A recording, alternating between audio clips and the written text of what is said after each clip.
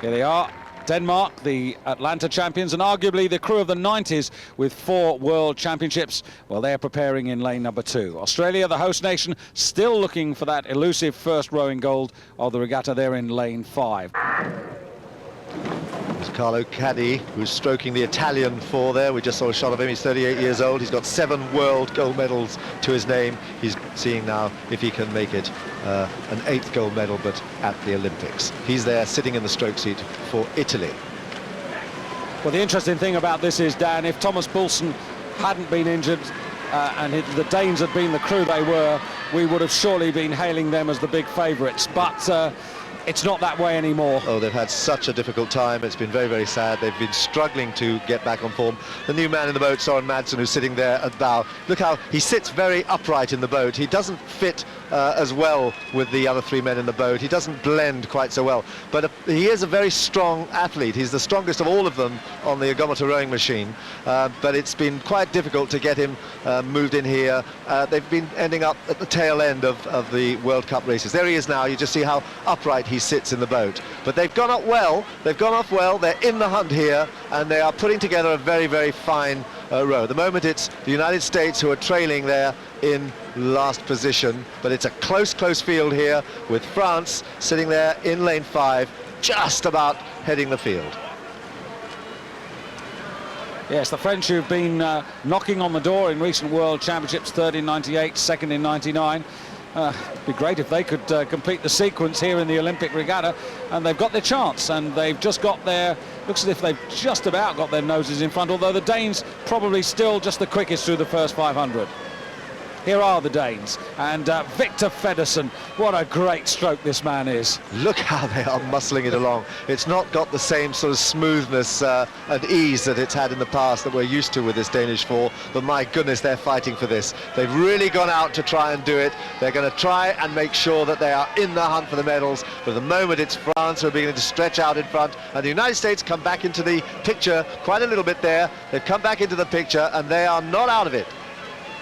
Well, nobody's that far away at the moment. It's nice and close there, and 2 from the bottom of your picture. That's the French, then the Australian. You can see the green and gold bow of their boat, and then just behind them, after Australia, you can see Italy just lagging a little bit, and then Denmark and South Africa on the far side. Look at these fine technicians. I mean, they are so accurate, such good rowers. Australia really does prepare their athletes beautifully in a technical sense, but they're not having the games that they were expecting. They were top dogs last year on the rowing scene. They were really very, very effective in men's rowing, but they're having a difficult Olympic regatta here on their home waters. They've always believed that they have to travel everywhere to race, and that's always a disadvantage for them, and that with everybody coming here, this would be an advantage back on their home waters.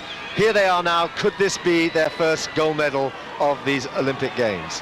Quite an interesting crew, actually, because 2 from Victoria, 2 from Tasmania, but they do quite a lot of their training down in Tasmania.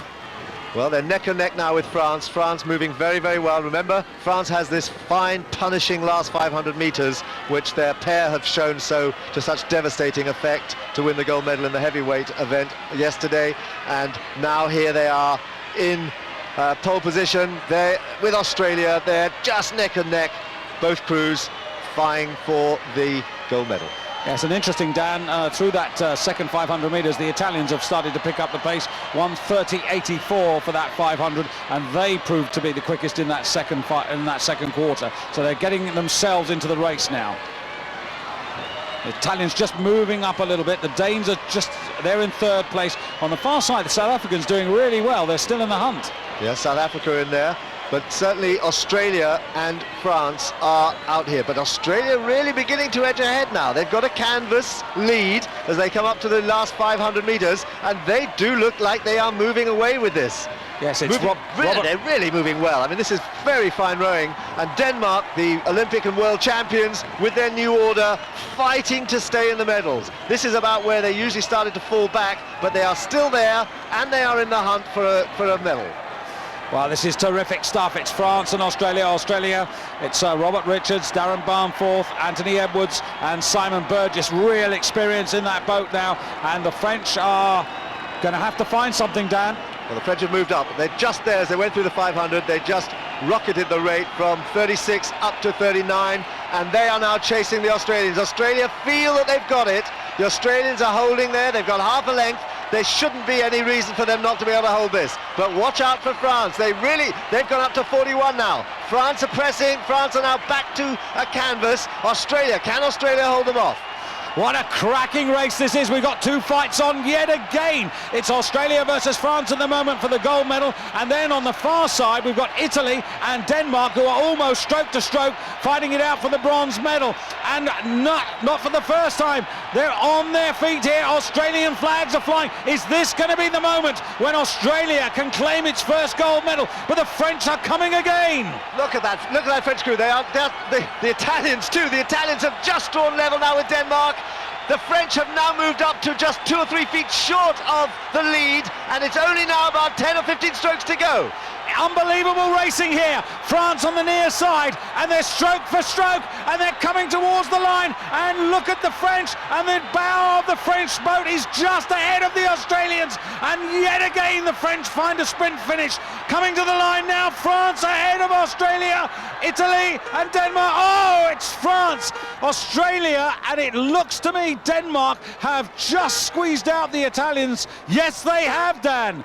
What a result for Denmark. What a result for Denmark. What a fantastic finish again for France. Look at this. Fantastic. And now just watch on the top of your picture.